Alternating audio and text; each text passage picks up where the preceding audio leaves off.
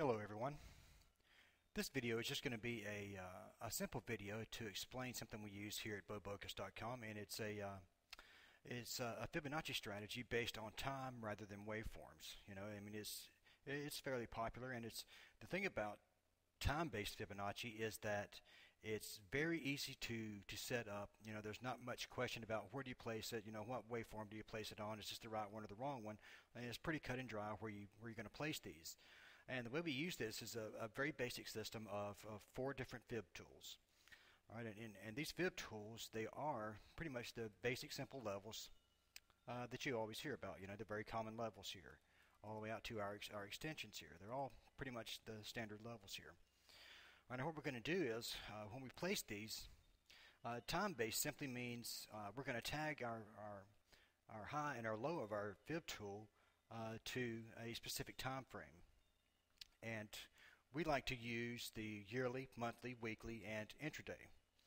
All right, and that pretty much gives us perspective, from the higher time frames all the way down to the 1 hour, where we most likely watch the market evolve from each day.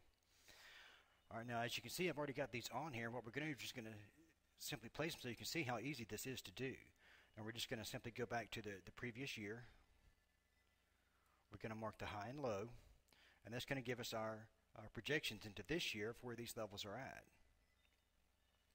All right, now we've actually broken through the previous year's high so far, but we're going to come back to that later, and we're going to update these. But first, we're going to go and set these up like we normally would, and then we'll get into that by the end of this video here. All right, now from this point, we're going to go down in time frame here to the daily chart. We're going to go to our monthly, because what we want to see here is we have our previous year level set up. Now we're going to go to, since we're in the current month of July, we're going to go back to the previous month of June, and we're going to go to the high and low of that month. Let me get these out of the way real quick so you can see something here. And what I wanted to show you is that based off of the high and low of last month and the break of the support of that, we can see that we've actually reached that target point, and you can see the market is actually turning around from this point now. All right, so we're going to go one step further. We'll come back to this too, and also we'll update it. There'll be a reasoning behind it here, but we'll get to that later. Because first we're going to go all the way down to the 1 hour time frame here. So next we're going to go to our 4 hour time frame, and we're going to mark the previous week's high and low.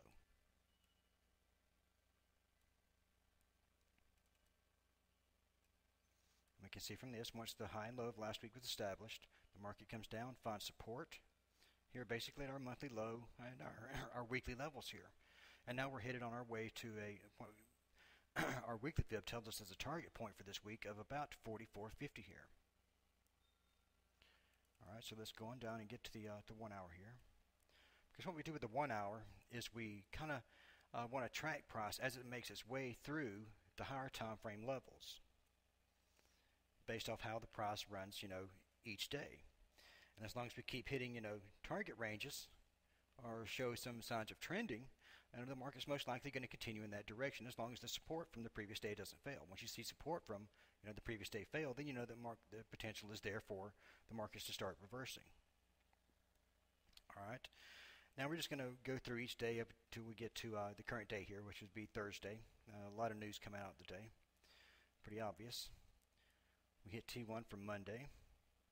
Right, now we go to Tuesday, and look at how Wednesday reacted to the Tuesday levels.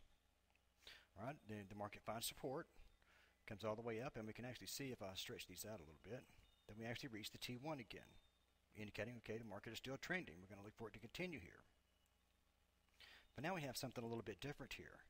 We actually break the high, but as soon as it does, if you also notice in the background, we're hitting this weekly high from last week, and we're meeting a little bit of resistance here, and we begin to fall away here. All right, now to me, this has a look of a bit of a shakeout here. I had to get some of the smaller traders out before the market makes the big run here. But anyway, we can see that we've already reached our target range for today, saying that we are still continuing to trend with the euro here, even though we had the big drop here. But you can see, where are we at? We're testing resistance. What used to be support, but is now resistance. Here from our weekly 50% level. that we draw from, or I'm sorry, not weekly, but monthly, that we draw from our daily chart.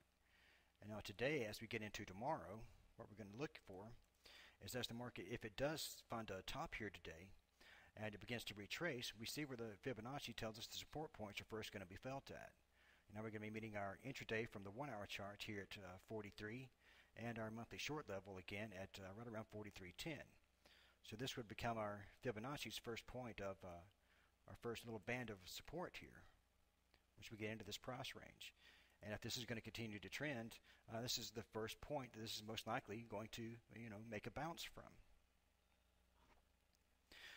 All right, but now that we've seen this, let's zoom our chart out back to the weeklies here, which means you got to go back out to our weekly chart to get our yearly high and low. Now, if you remember earlier, I said, we've broken this high here, and the market began to retrace.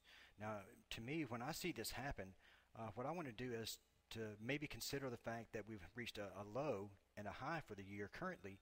I want to see what these retracement points are going to look like if we were to update to this year already, because if it becomes obvious that we've made the high and low of the year already, let me make sure I got this on the right one here. Yep.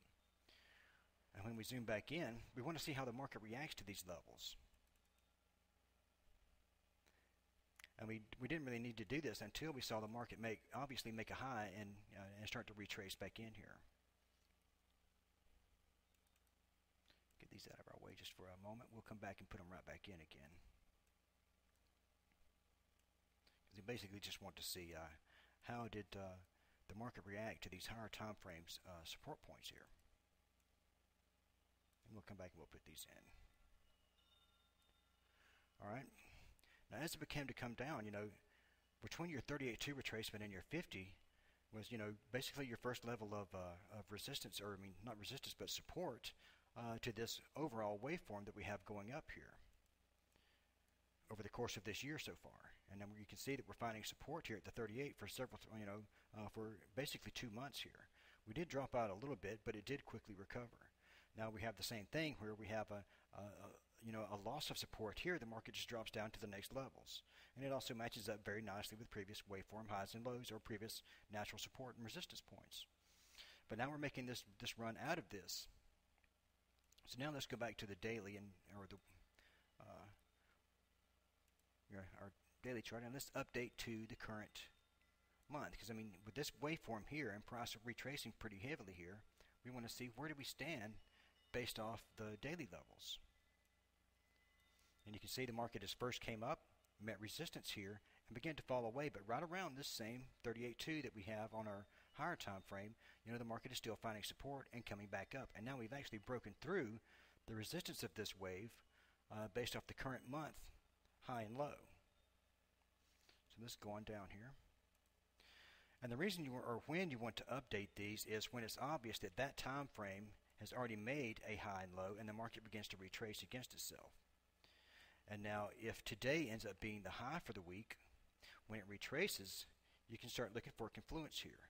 And what we have so far is we know that the euro can retrace all the way back to what looks like around 4,200 here, a nice psychological level, and find support. Without turning into a downtrend, it may appear as a downtrend on the smaller time frames, but to the time-based levels and where we are as far as the support and resistance levels of this, we're still finding support, and we have support all the way down to, basically the 41 to 41.25 range or so. But we can easily come back down to 42. But depending on how strong this is going to be, especially with almost a finishing move here, we're most likely going to get a shallow retracement into the 43 down to about 42.50 range here. And let's go on back to our intraday now and see how those levels match up with what we have. Because when we're into a day like today and Thursday, and we have this big move like this may end up being pretty much one of these smaller trend finishing moves here. And what we're going to see is, does the intraday levels give us any other aid here? Now, of course, this day is far from over. We could still go and make highs, and we would just pull the current highs of these fib tools up, to match that. All right. Let's zoom in now. All right, and when we go and look at this from the intraday perspective, before we go into tomorrow, we're going to find out that we have that little area we had marked earlier, right around 4,300. There is still, that's where our intraday 38.2 retracement is going to be, and also our current month, the month of July. Our monthly long level is going to be right along here at the same price level. And if we were to break that, you can see you have your next level or next support range based off Fibonacci in this range. And then of course we have, which should be the even stronger level, sitting right here around the 4,200 level. So as it retraces here, now that it's moved up, it's raising support with it. And now you have these three layers of support here based off Fibonacci alone.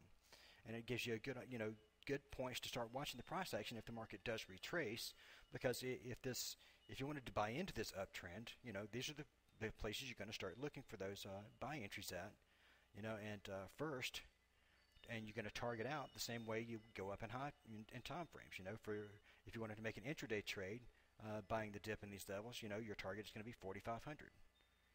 All right. If you were looking for buying the dip off these higher time frames, waiting for it to say come down to 42, you would be targeting, right around the 45.50 range next week. All right. Now, if you look in the background, we still have our blue levels, which indicates our monthly levels. If you're buying and going to try to hold out for that monthly target, you'd be buying right around this 4,200 range also from here, but you'd be targeting about 48.50.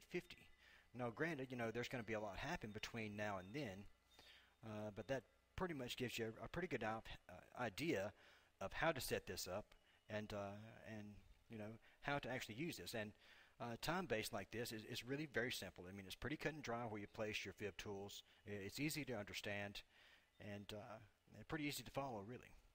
So if you would experiment with that and see what you think about it. And this is just one of the many ways that we use Fibonacci at bobocus.com, which I'd like to add. Our trading room is now 1 year old, and that is going very well. And if you do decide to come and join us to learn a little bit more about how to use Fibonacci, basic support and resistance strategies, then you're more than welcome. But I would urge you to take advantage of that trading room, because that's the best place you're going to learn about price action. Because at bobocus.com, we don't necessarily teach any kind of indicator-based holy grail systems. Our point of view is to actually teach you how to trade and how to read price action, as it unfolds each day. And it makes you a much better trader. You actually learn how to trade rather than relying blindly on on the latest and greatest system, which usually in the end results in failure anyway.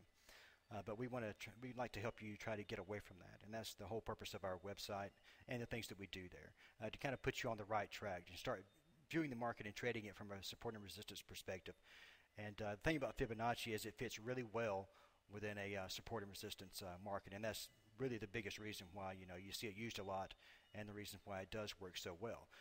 But it takes a little bit of understanding of how to use it and what you're looking for. But once you do, everything does become a little bit more simplified. So with that said, I hope you enjoyed this. And as we get into tomorrow, Friday, just watch and see how this turns out. And we hope to see you soon on our website. Thank you.